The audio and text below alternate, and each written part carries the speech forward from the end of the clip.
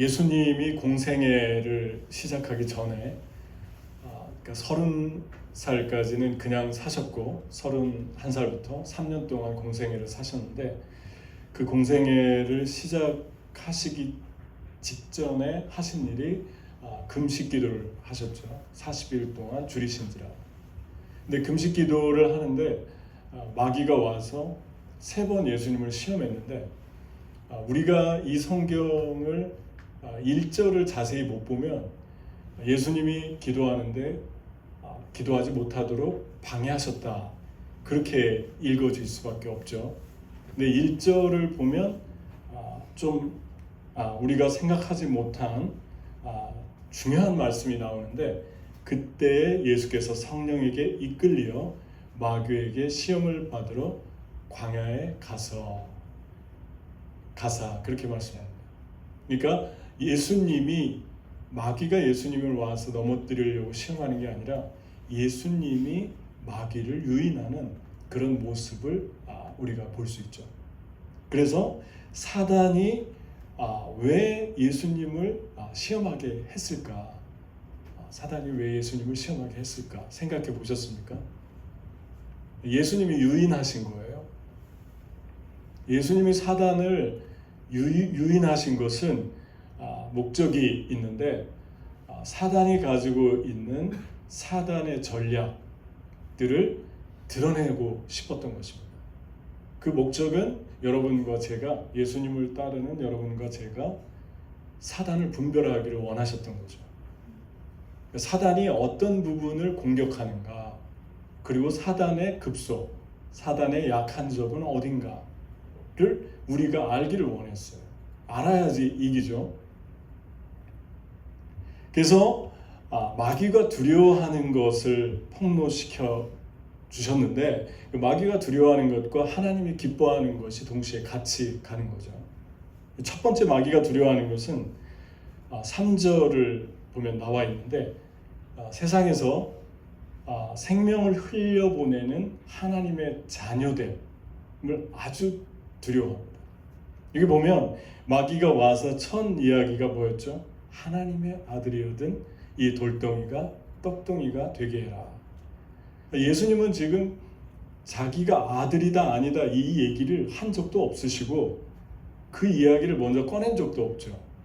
근데 사단이 아들이라고 하는 신분에 대해서 아주 예민하게 질문을 합니다. 예수님께서 사람이 떡으로만 살 것이 아니라 하나님의 입으로 나온 말씀으로 산다 그러잖아요. 그러니까 마태복음 3장 16절 17절에 보면 예수님이 오셨을 때 그 예수님을 가장 먼저 알아본 존재가 사탄이었어요. 회당에 들어갔고 회당에 귀신 들린 사람이 예수님을 향해서 말씀하죠. 뭐라고 말씀하냐면 이렇게 말씀합니다. 나사렛 예수여, 우리가 당신과 무슨 상관이 있나이까? 우리를 멸하러 왔나이까? 나는 당신이 누구인 줄 아노니 하나님의 거룩한 자이십니다. 이거 말고도 예수님을 하나님의 아들이라고 거룩한 자라고 분별했던 적이 되게 많아요. 사람들 안에 있던 귀신이. 그러니까 마귀는 예수님이 하나님의 아들인 것을 아는데도 예수님에게 하나님의 아들이면 하고 싸움을 걸죠. 여기에서 보면은 이 말씀에서 놓치지 말아야 될 게 아들이라는 단어입니다. 이 직전에, 이 4장 1절 직전에 3장 마지막 절에 어떤 일이 있었죠? 예수님이 세례를 받고 물에서 올라오는데 하늘이 열리고 하나님의 음성이 들립니다. 이는 내 사랑하는 아들이요 내 기뻐하는 자니 너희는 저의 말을 들으라. 내 사랑하는 아들이요 기뻐하는 자니, 그렇게 말씀했습니다. 여기서도 주제가 아들이죠. 다시 말씀드리면 사단은 아들에 대해서 먼저 거론했고 아들인 것을 알면서도 거론했고, 그리고 예수님이 조금 전에 하나님의 사랑하는 아들이고 기뻐하다는 것을 알면서도 지금 예수님에게 도전합니다. 다시 말씀드리면 사단이 어떤 존재냐, 어떤 거에 예민하냐, 그리스도인들이 하나님의 자녀 되는 것, 예수님, 다시 말씀드리면 예수님 안 믿는 사람들이 예수님을 믿고 거듭나서 하나님 자녀 되는 거에 대해서 아주 민감하다는 것입니다. 왜냐하면 그들이 하나님 안에서 거듭나면 거듭난 그 영혼을 가지고 세상에 어떠한 영향력을 미칠 것인가를 너무 잘 알고 있기 때문에 그래요. 그래서 처음부터 그 아들의 신분, 영접하는 자, 곧 그 이름을 믿는 자들에게는 하나님의 자녀가 되는 권세를 주셨으니 라는 요한복음 1장 12절의 그 말씀대로 하나님의 자녀가 되는 권세를 아주 두려워합니다. 그러나 자녀가 되고 난 다음에는 그 사람의 삶이 어떻게 달라지고 어떻게 영향력을 끼칠지 너무 잘 알기 때문에 그래요. 여러분과 제가 중요하게 주님을 따르면서 생각해 봐야 될 게 뭐냐면, 우리는 한 사람의 영혼이 교회 와서 예수 믿고 거듭나는 것에 대한 관심이 있는가? 시간이 지나서 초점이 흐려지지 않았는가? 내 가족이 얼마나 건강한지, 얼마나 세상에서 성공했는지에는 관심이 많은데, 이 사람이 지금 구원받았는가? 주님과 어떤 관계인가? 그리고 주님을 만났는가에 대해서 그냥 넘어가는 거예요. 슬슬 웃으면서. 여러분, 사단이 지금 가장 먼저 도전했던 부분이 중요하다면 여러분과 제가 그것을 아주 심각하게 받아들여야 되고, 그 부분에 대해서 아주 중요하게 초점을 맞춰서 사역을 해야 된다는 것입니다. 하나님이 역사하시는 부흥이 올 때마다 가장 두드러졌던 교회의 주제가 뭘까요? 거듭남이었어요. 네가 물과 성령으로 거듭나지 않으면 하나님 나라에 들어갈 수 없다. 거듭남은 첫 단추죠. 첫 단추가 잘못 끼워지면 그 다음은 다 잘못 끼워지는 거예요.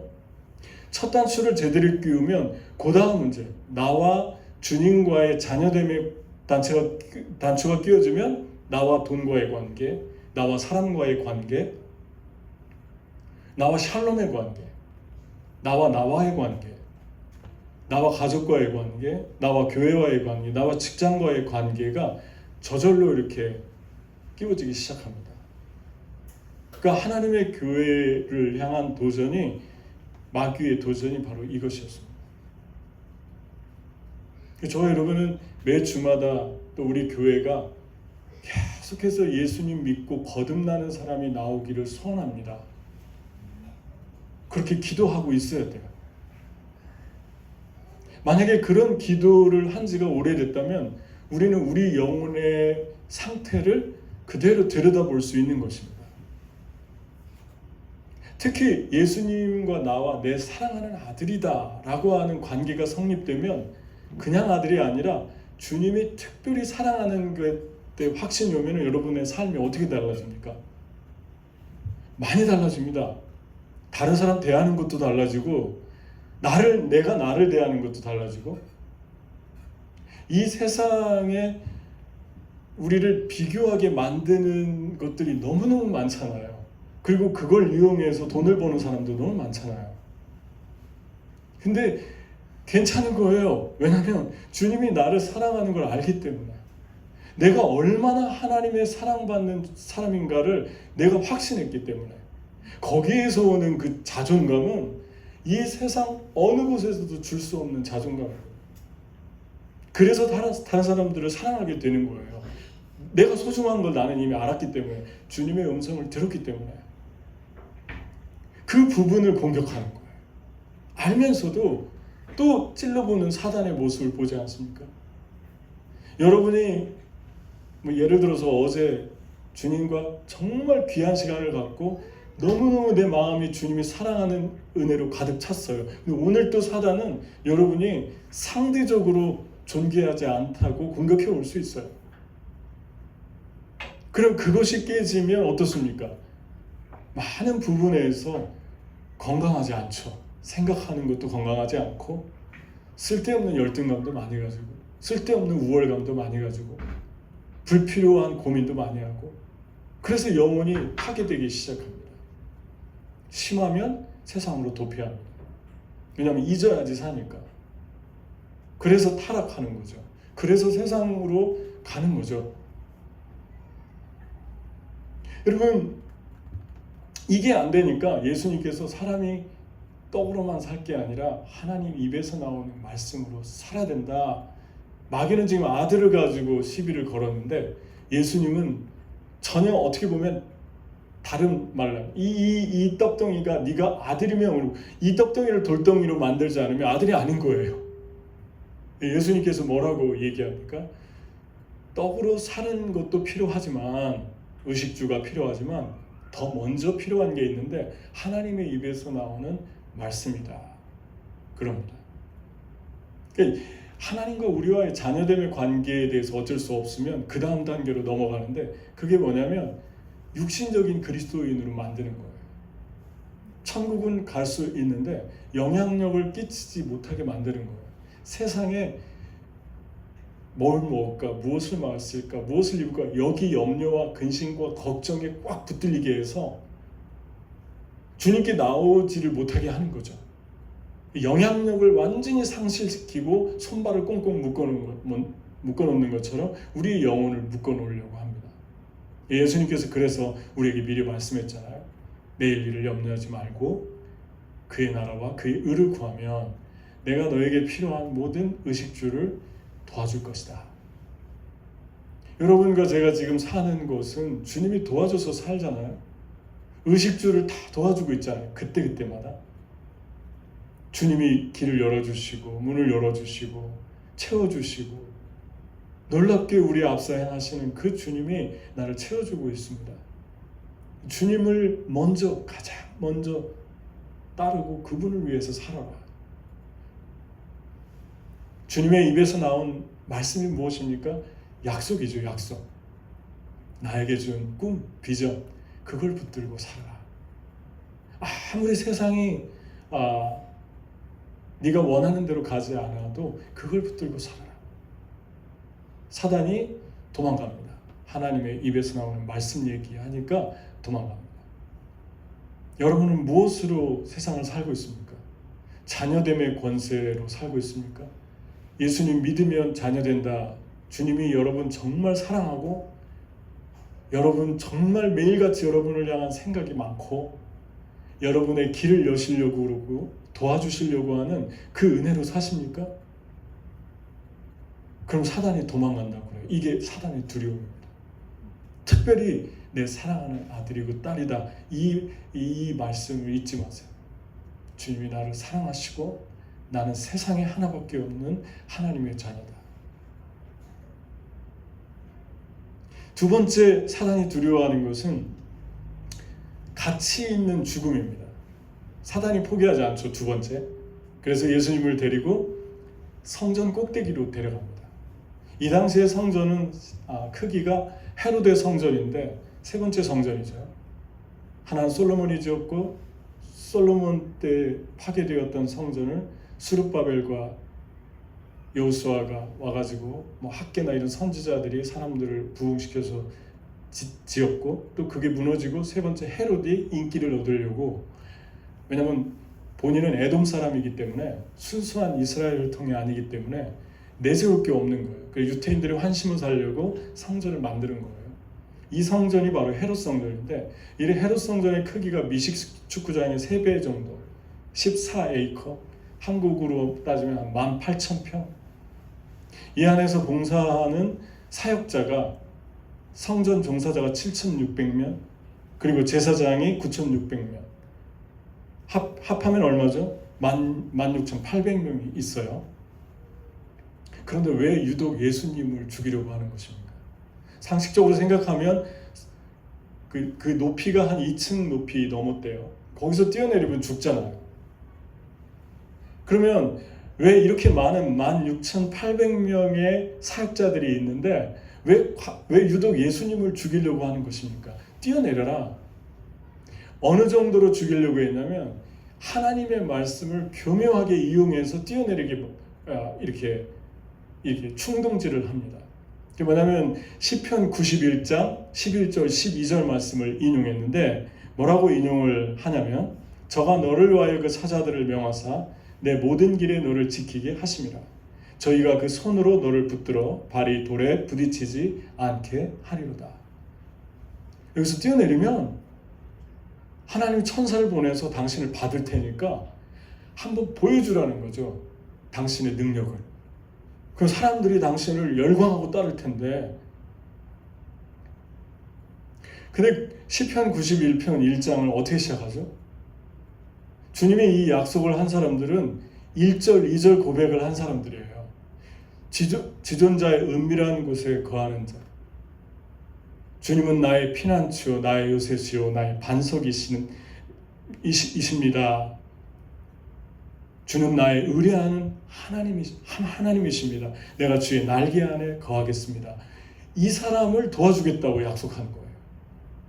아무런 까닭도 없이 성전 꼭대기에 서서 사람들을 다 바라보는데, 사역자들 16,800명, 거기에 있는 사람들, 구경꾼들, 관광객들 다 보는 데서 뛰어내리라고 그런 사람들을 하나님이 받아주겠다고 약속한 적이 없어요. 이 성경에. 교묘하게 이용합니다. 죽으라는 거죠. 이 말이 놀랍지 않습니까? 여러분, 유튜브 하는 사람들이 자기 목숨을 걸고 뛰어내리잖아요. 얼마 전에 경비행기에서 뛰어내렸잖아요. 어떤 미국 사람인가요? 왜 뛰어내렸냐고 그러니까 프로펠러 멈췄다고 거짓말했다가 나중에 알고 보니까 조회수를 늘리려고 뛰어내렸잖아요. 목숨이라도 걸고 뛰어내릴 수 있는 거예요. 이 열정이 있는 거예요. 왜 그렇습니까? 다른 사람이 나를 좀 바라봐 주기 원하는 거죠. 인간의 욕구는 놀랍습니다. 인간의 죄성은 놀랍습니다. 주를 위해서 일을 하는데 성전 꼭대기에서 뛰어내릴 수도 있어요. 사람이 나를 바라봐 준다면. 저희 여러분은 어떤 것 하나하나를 할 때 동기가 무엇인가를 물어보고 있습니까? 여러분이 말 한마디 한마디 하는 거, 여러분이 표현하는 거, 여러분이 교회에서 사역하는 거, 봉사하는 방식, 왜 내가 이걸 하나? 물어보고 있습니까? 자신에게? 들어가면은 놀라운 한 사람이 있죠. 누가 있습니까? 예수님이 있을 때도 있는데 내 자신이 있을 때가 참 많습니다. 그 중심에. 그런데 그 자신이 얼마나 무서운 존재인지 목숨까지라도 걸고 영광을 받고 싶어하는 자신이 있어요. 여러분, 사단은 저와 여러분이 충성하는 거, 헌신하는 거, 희생하는 거 하나도 안 무서워합니다. 어떤 목숨까지 내놓을 수 있는 희생도 안 무서워합니다. 왜냐하면 성경에 나와 있잖아요. 내가 내 몸을 불사르게 내어줄지라도 사랑이 없으면 내가 아무것도 아니다. 기준이 뭘까요? 하나님에게 내 일입니까? 하나님 일입니까? 기준이 있는데 그 기준은 하나예요. 사랑입니다. 여러분, 마귀의 두 번째 속성을 폭로시키는데 sacrifice 하는데 자기 자신을 위해서 하는 사람 하나도 안 무서운 거예요. 그런 사람들이 사단의 타겟이 됩니다. 그런데 진짜 사단이 무서워하는 헌신과 봉사가 있죠. 하나님의 뜻대로 하는 봉사, 하나님의 계획대로 하는 봉사, 하나님의 힘을 공급받아서 음성을 듣고 움직이는 사람들, 하나님의 인도를 받아 순종하려고 하는 사람들을 두려워합니다. 그런 헌신, 그런 봉사, 그런 충성을 사단이 가장 두려워합니다. 충성의 두 종류가 있는 거예요. 그거의 대표적인 게 무엇입니까? 십자가죠. 주님이 죽으러 왔잖아요. 나는 죽으러 왔다. 십자가를 한마디로 표현하면 뭡니까? sacrifice예요. 크로스를 제가 한번 묵상하는데 그 단어가 참 이렇게 한마디씩 이렇게 맞는 것 같아요. 크로스라는 단어 한마디씩을 떼서 생각해 보니까 C가 뭐냐면 consistency, 일관성 있는 사랑. 그럼 R은 restoration, 회복. 그 다음 O는 obedience. 그럼 S는 sacrifice. 또 S는 satisfaction. 이 5가지가 묵상이 됐어요. 그 중에 S, sacrifice를 묵상하는데, 그날 제가 우연히 어디 글에서 짧은 글을 봤습니다. 부처가 사람들이 욕을 하니까 그걸 전혀 개의치 않더래요. 그래서 그 제자가 물어봤어요. 당신은 어떻게 사람들이 이렇게 욕하는데 아무런 내면의 요동이 없고 그럴 수 있냐? 그랬더니 부처가 뭐라고 그 제자에게 얘기했냐면, 그걸 받지 않으면 돼. 받지 않으면 그 욕이 그 사람에게 다시 돌아가게 돼 있어. 그래서 나는 거기서부터 자유하다 그랬습니다. 근데 이 말을 언뜻 들으면 되게 매력적이에요. 근데 성경에 예수님이 뭐라고 했을까? 너의 오른뺨을 때리면 왼뺨을 내놓고, 오리를 가자면 십리를 가고, 속옷을 달라고 하면은 겉옷까지 주고, 그리고 희생해라. 너희를 대접하는 자만 대접하지 말고 대접해도 못 갚을 사람들한테 대접해라. 이 말을 세상 사람들이나 그리스도인들마저도 너무 위선적인 것 같다, 솔직하지 못한 것 같다, 그런 척하는 거 아니야? 그렇게 생각할 수 있어요. 그리고 그리스도인이라면 좀 부담스러울 수 있어요. 왜 자꾸 죄책감을 주지? 이거 어떻게 이렇게 살라는 건가?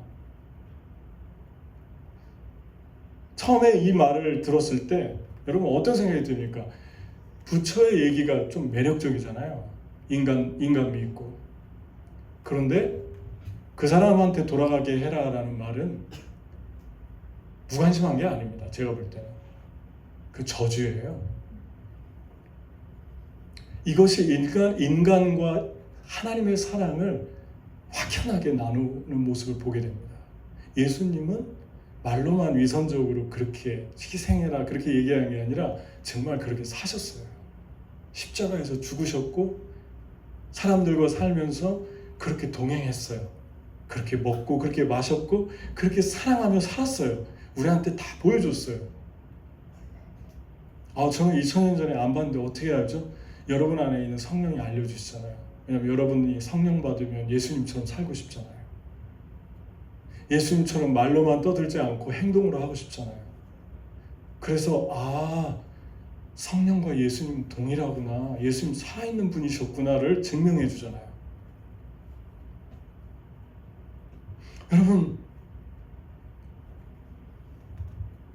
여러분과 저의 삶에서 부담스럽잖아요. 예수님이 희생하라고 하면. 근데 시간 지나면 어떻습니까? 그 당시에는 좀 부담스러운데 죄책감 가질 때도 많아요. 이 말씀 때문에. 부처 말 들으면 별로 죄책감 안 가질 것 같아요. 그렇게 살면 되니까. 근데 예수님 말은 사람에게 죄책감을 줍니다. 컨빅션을 줍니다. 근데 시간이 지나면 그렇게 살려고 노력하는 우리 자신을 발견하게 됩니다. 그리고 언젠가는 하나 둘씩 해나갑니다. 그러면서 점점 주님을 닮아가는 우리 모습을 발견합니다. 이게 하나님의 사랑이잖아요. 저는 몽골에 있을 때 참 이런 것을 많이 경험한 것 같아요.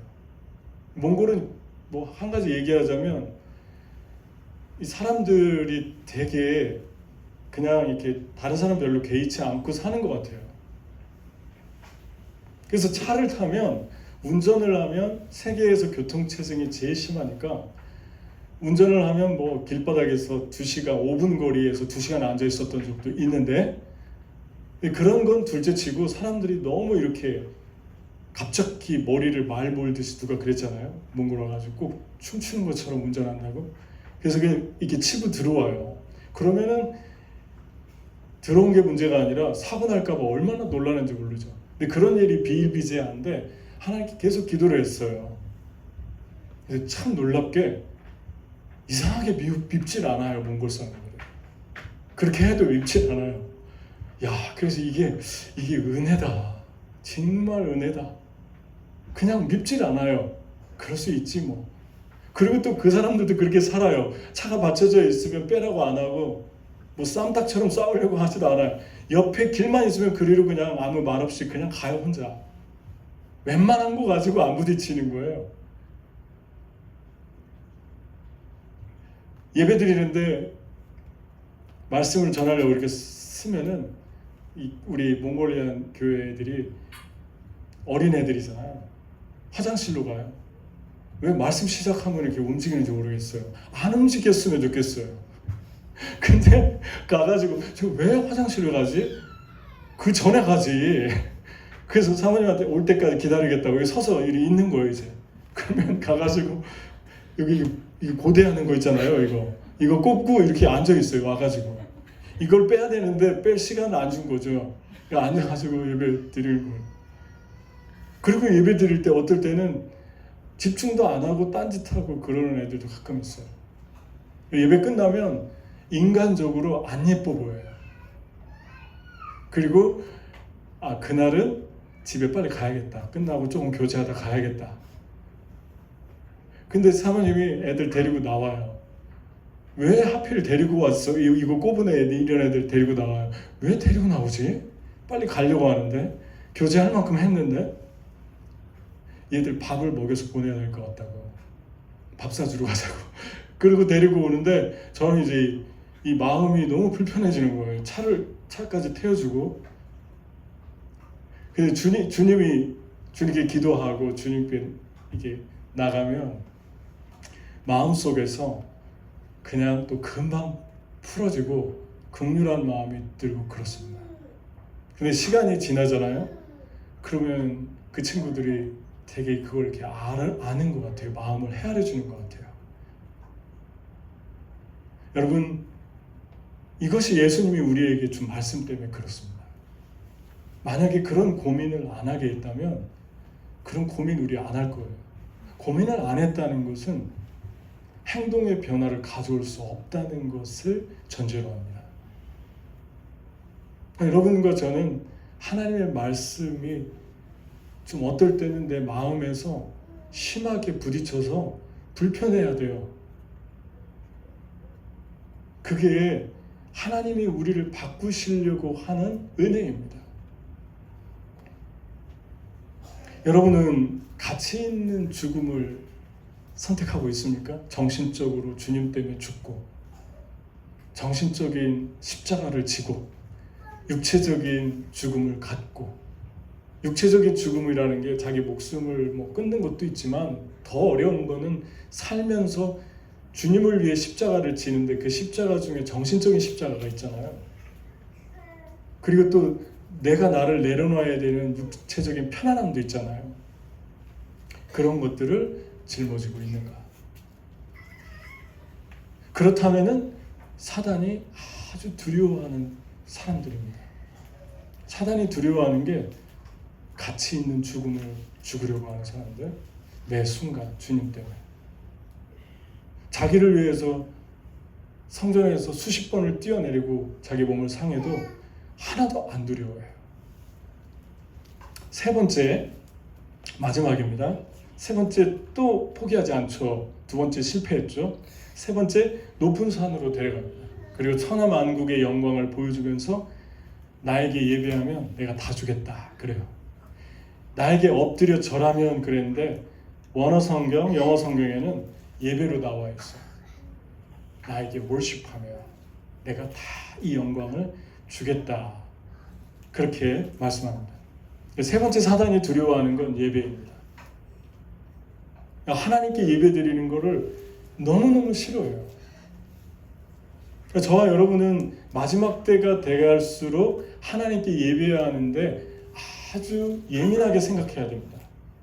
왜 예배하는 걸 싫어할까요? 그 예배 속에 생명이 있기 때문에 그래요. 예배 속에 흐르고 있는 하나님의 기름 부음이 있는데 그 기름 부음은 우리의 영혼을 강하게 만들고 우리의 영혼을 깨어나게 하고 우리의 영혼에게 소망과 하나님의 비전을 주고 또 계속해서 기쁨과 평안과 생명, 하늘의 축복들을 우리에게 주기 때문에 그걸 어떻게 해서든지 끊어놓게 만드는 것이 사단의 일입니다. 나에게 예배해라. 내가 세상에 세상 것을 다 줄게. 근데 세상 쾌락하고 하나님의 영광하고 어떻게 바꿀 수 있어요? 이미 우리는 하나님의 맛을 봤는데 그분의 은혜의 맛을 봤기 때문에 돌아갈 수가 없잖아요. 이 세상 어떤 것도 내 영혼을 채울 수가 없잖아요. 그래서 하나님의 예배가 그립고 그 예배 속에서 받는 은혜가 너무 얼마나 감사한지 큰 것을 우리가 알고 있습니다. 히브리서 10장 25절 어떤 사람들의 습관처럼 우리는 모이기를 그만하지 말고 서로 격려하여 그날이 가까워 오는 것을 볼수록 더욱 힘써 모입시다 그랬습니다. 여러분, 코비드를 지나면서 가장 힘들었던 부분이 예배를 못 드렸던 부분인데 이제 줌으로 드리잖아요. 그런데 왜 우리가 줌으로 하는 것들, 이제 다 코비드가 끝났는데 줌으로 하는 것들보다 왜 현장에 나오고 싶어 합니까? 하나님의 뜻이기 때문에 그래요. 예수님께서 광야로 갔잖아요. 직접 갔다고 치고 그렇게 얘기하지 않았어요. 광야로 가서 하나님을 예배하는 거예요. 하나님과 둘이 깊이 월십하는 거예요. 그걸 깨려고 합니다. 나를 월십해라. 이스라엘이 400년 동안 종 노릇할 때 하나님께서 이스라엘 백성을 광야로 빼오잖아요. 광야로 빼오면서 이유를 말씀해 줬어요. 모세에게. 바로가 너에게 물어보면 왜 가려고 하느냐 물어보면 이렇게 얘기해라 그랬어요. 어떻게 얘기하라고 그랬죠? 우리는 3일길을 광야로 가서 하나님께 희생을 드리겠다 이렇게 얘기해라 답을 주셨어요. 희생이 뭐죠? sacrifice고 worship이에요. 그러니까 바로가 3번 타협하잖아요. 4번 타협안을 제시하잖아요. 첫 번째가 뭐죠? 안 되니까 자꾸 재앙이 내리니까 가기는 가되 멀리 가지 마라. 이게 첫 번째 타협안이에요. 주님 은혜로 깊이 들어가지 마라. 두 번째 뭐죠? 가기는 가되 남자만 가라. 여자 가지고 데려가자. 여자하고 애들은 놓고 가라. 예배의 세대를 일으키지 말라는 거예요. 다음 세대를. 세 번째, 가기는 가되 소와 양은 놓고 가라. 왜냐하면 그냥 가면 예배드리는 소와 양이 없잖아요. 그러니까 소와 양은 피를 의미합니다. 피는 회개를 의미해요. 속죄, 예수 그리스도의 십자가. 다시 말하면 예배를 끊지 못하니까 그 다음 타협안은 어떻게 공격이 들어옵니까? 예배를 변질시키는 거예요. 야, 그래 예배 드리긴 드리는데 변질됐으면 좋겠다. 그래서 하나님이 원하시는 예배가 아니라 가인의 예배를 부추깁니다. 여러분과 제가 하나님께 예배 드리는 것도 중요한데 하나님이 원하시는 예배 드리는 게 너무 중요해요. 그게 무엇입니까? 어떤 사람들의 습관처럼 우리는 모이기를 그만하지 말고 서로 격려하여 그날이 가까우는 것을 볼수록 그리하자. 마지막 때가 가까울수록 몸으로 만나는 것을 패하지 말고 가서 만나고 함께 교제하고 그래서 하나님을 예배하고 자꾸 격려해줘라 그렇게 얘기합니다. 이게 왜 그렇게 중요합니까? 몽골에서 예배드릴 때 우리 금요일 날마다 저희 집에서 모였는데 성경 공부로 모였거든요. 기도도 하고 성경 공부하고 찬양하고 뭐 그랬는데 처음에는 잘 몰랐어요. 애들이 오니까. 근데 교통체증이 심하다는 걸 알았는데 이제 갈 때는 데려다 주거든요. 많이. 오는 걸 보니까 겨울에 30도 40도 내려가는데도 너무 막히니까 걸어오는 거예요. 30분 1시간. 몽골에는 15분 이상 걸으면 되게 위험해져요. 너무 추워서. 가보신 분은 알겠지만. 근데 거기를 다 걸어왔어요. 그럼 집에 들어오면 얼굴이 빨개요. 그럼 걔들한테 밥부터 준비해놓고 사모님 준비해놓고 따뜻한 음식을 일단 줍니다. 몽골에 수태차를 끓이잖아요. 먼저. 그 수태차가 우유인 것도 중요한데 우유에다 차를 타서 만든 건데 그거보다 더 중요한 건 따뜻하다는 의미예요. 왜냐면 따뜻한 걸 마시면 금방 몸이 녹으니까. 그래서 음식을 주고 몸이 풀어지면 그제서야 성경 공부를 시작합니다. 그런데 차도 안 타고 그 30분 1시간을 걸어서 그 아이들이 오잖아요. 그리고 버스 타는 사람들은 때로는 애들 데리고 애기 엄마가 오는데 2번씩 갈아타고 와요. 버스를. 갈아타는 게 문제가 아니라 갈아탈 때마다 밖에 서서 기다리는 시간이 문제인 거예요. 버스가 여기서는 그렇게 많지 않아요. 좋지도 않고. 20분, 30분은 보통이고 40분도 기다려야 되는 거예요. 그냥 서 있어요, 거기에. 그러면서 모임을 옵니다. 데려다 줄 때마다 마음이 뜨거워져요. 이 사람들한테 못한다고 뭐라고 할 자격이 없는 것 같아요. 그리고 그들 안에 있는 갈망, 그리고 뜨거운 사랑의 정, 그리고 만남에 대한 갈급함. 우리는 너무 어떨 때 보면 너무 팬시한 것 같아요. 우리 믿음이. 너무 따지고 너무 많이 그냥 문화가 들어온 것 같아요. 그래서 사단이 예배를 못 끊으니까 예배를 변질시키는 방법을 택하잖아요. 예배해라. 근데 나한테 해라. 사단이 변질시킨 교회의 모습이 어떻습니까? 하나님 원하는 예배입니까? 그런 예배예요? 지금 많이 변질되고 있잖아요. 예배 안 나오고 줌으로 하려고 하고. 정말 아프거나 멀리 있거나 그러면 우리 줌으로 하는데 도움 많이 돼요.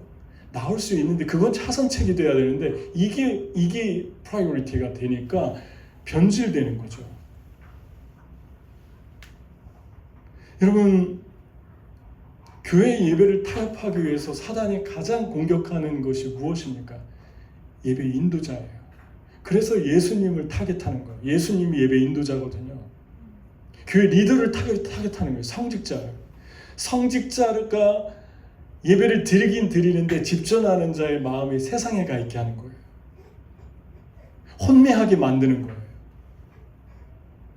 세상에서 딴 데 정신 팔리게 하는 거예요. 그게 전략입니다. 왜냐하면 그 사람의 마음을 그렇게 하면 그 사람이 예배를 그렇게 만들기 때문에. 그 다음은 중간 리더들, 직분자들, 찬양하는 사람들, 계속 세속화를 시키는 거죠, 교회를. 그래서 찬양을 하는데 찬양이 하나님께 드린 예배가 아니라 찬양하는 자의 목소리, 음악의 스케일, 그리고 외모, 어트랙티브한가. 전 참 놀랄 때가 많아요. 문신으로 했는데 예수 믿기 전에 했구나. 그런데 예수님 믿고 나서 했다는 거예요. 찬양 인도하려고. 뭐 그런 이야기도 듣고 좀 깜짝 놀랄 때가 너무 많아요. 그게 하나님의 교회에 들어온 예배의 변질입니다. 그리고 말씀을 전해야 되는데 성경 말씀을 전하는 게 아니라 인간의 지식을, 정보를 늘어놓고 그 소중한 시간들이 그 정보의 나열로 다 가버리고,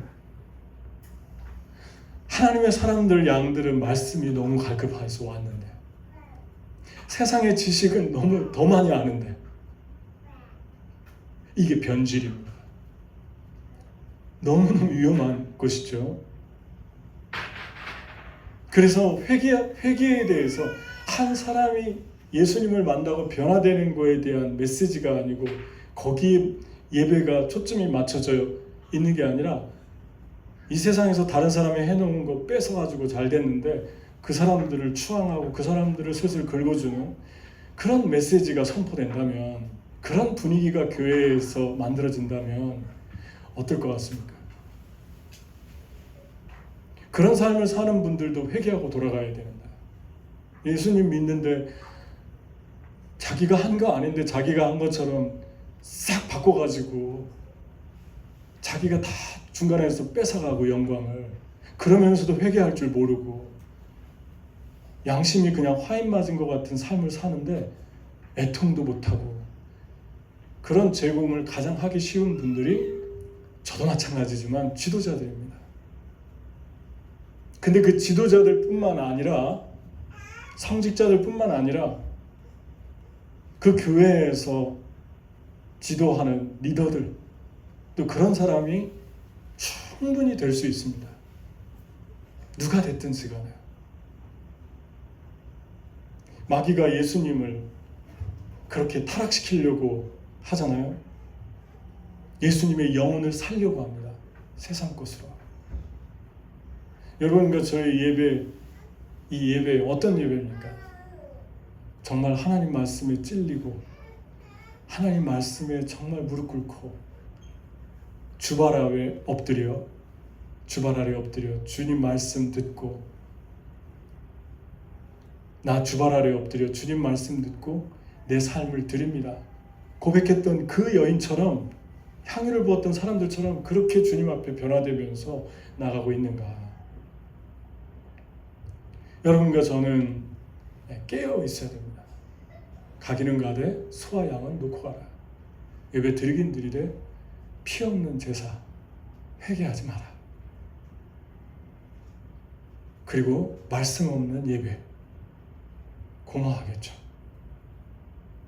하나님의 말씀이 선포되고 영혼이 채워지고 도전받고 일어나서 하나님 나라를 위해서 일어나는 영혼들이, 그 영혼이 샤프해지고 분별력을 갖고 사단의 음성을 분별하고 하나님의 음성을 분별하는 사람들로 바뀌어져 갈 때, 그들이 세상에서 끼칠 영향력이 어떤 것들이 될 것 같습니까? 저는 사도행전 2장 42절 47절 보면 정말 은혜되는 그 한 단어를 보게 되는데, 저희가 사도들의 가르침을 받아 떡을 떼며 기쁨과 순전한 마음으로 음식을 먹고 하나님을 찬미하며 또 온 백성에게 칭송을 받으니, 온 백성에게 칭송을 받으니 그러잖아요. 세상에 믿지 않는 사람이 온 백성 안에 포함되어 있잖아요. 믿지 않는 사람들도 칭찬한 거예요. 근데 왜 한국과 미국과 온 세계 크리스찬들은 칭찬 많이 못 받는가? 우리는 칭찬 받고 있는가? 우리 교회도 한번 깊이 생각해 봐야 됩니다. 네이션스 미션 처치는 우리 성도들은 칭찬 받고 있는가? 여러분 세상 속에서 칭찬 받고 있습니까? 믿지 않는 사람들에게도 칭찬 받고 있습니까? 칭찬받지 못하는 가장 큰 문제 중에 하나는 변질된 거예요. 예배 드리는데 변질된 거예요. 그래서 바뀌지 않는 것입니다. 주님 앞에 바뀌면, 삶이 바뀌고 언어가 바뀌고 생각이 바뀌면 세상 사람들도 알아보죠. 엘리야를 보고 수넴 여인이 이는 정말 하나님의 사람이다 라고 알아보잖아요. 좀 다른 것 같다. 그리고 그의 삶을 드리잖아요. 집을 열어서 내주잖아요. 여러분, 이제 말씀을 마치겠습니다. 이 세 가지 가장 두려워합니다.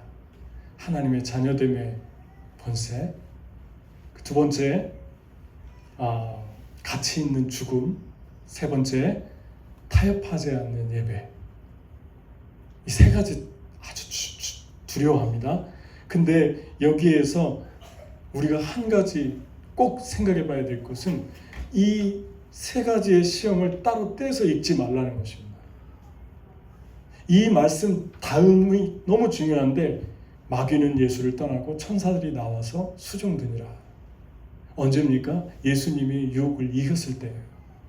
유혹을 이기는 건 이기는 거로 끝나는 게 아니라 유혹을 하나씩 이겨나갈 때마다 하늘의 보화가 우리 안에 펼쳐지기 시작하는 것을 우리가 보게 됩니다. 사단이 지니까 하나님의 나라가 풀어지기 시작하죠. 그 다음에 나오는 얘기가 뭐죠? 수많은 사람이 예수님께 나와서 고침받고 예수님을 믿고 죄인들이 회개하고 가는 곳마다 그런 일들이 뻥 뚫려지기 시작했어요. 그게 사단의 세 가지 유혹을 이긴 거하고 연결되어 있다는 것입니다. 그러니까 여러분과 저의 삶에서 유혹이 하나씩 올 때마다 하나님 앞에 이길 수 있도록, 분별할 수 있도록 도와달라고 기도해야 됩니다. 특별히 여기에서 보면 이기는 원리 5가지를 얘기하셨는데, 첫 번째, 말씀을 사용하셨다. 기록되었을 때. 세상 영광보다 하나님을 예배하고 섬기는 것을 선택하게 해주셨다. 하나님 이렇게 이기게 해주셨어요. 그 다음 세 번째, 사단의 음성을 분별하게 해주셨어요. 네 번째, 하나님이 주신 비전을 세상 쾌락과 바꾸지 않게 해주셨어요. 다섯 번째, 기도할 때 사단의 음성을 분별하고 하나님의 뜻을 따를 수 있는 힘을 주셨어요. 그러니까 여러분, 기도 계속 하셔야 됩니다. 말씀을 붙들어야 됩니다. 그리고 예배 계속 하셔야 됩니다. 여러분과 제가 어디에 있는가 좀 보이는 것 같습니까? 지금 나는 어디에 서 있는가? 나의 헌신은 어디에 있는가? 나의 예배는 어디쯤 와 있는가? 내 영적인 상태는 지금 어떤가? 반사가 되나요? 좀 생각이 되나요? 두 가지를 적용해 봤으면 좋겠어요. 첫 번째, 여러분 주변에 하나님과의 관계가 회복이 필요한 사람들 다시 적용했으면 좋겠어요. 생각하고 말씀 한 구절을 보내준다든가, 아니면 뭐 설교를 보내준다든가, 제 설교 아니어도 괜찮아요. 은혜되는 설교에 있으면 보내주세요. 좋잖아요. 그냥 앉아서 들으니까. 그 다음에 두 번째, 여러분을 통해서 하나님이 이루고자 하시는 일을 한번 생각해 보세요. 그리고 적어 보세요. 주님, 나를 통해서 하고 싶은 일이 무엇인가? 오늘 이 말씀을 붙들 때 주님이 여러분들의 주시고자 하는 그 놀라운 비밀이 여러분들 안에 펼쳐질 것입니다. 여러분들과 제가 주님께 계속 기도하고 말씀을 붙들고 나갈 때 이기게 해주실 것입니다. 같이 기도하겠습니다.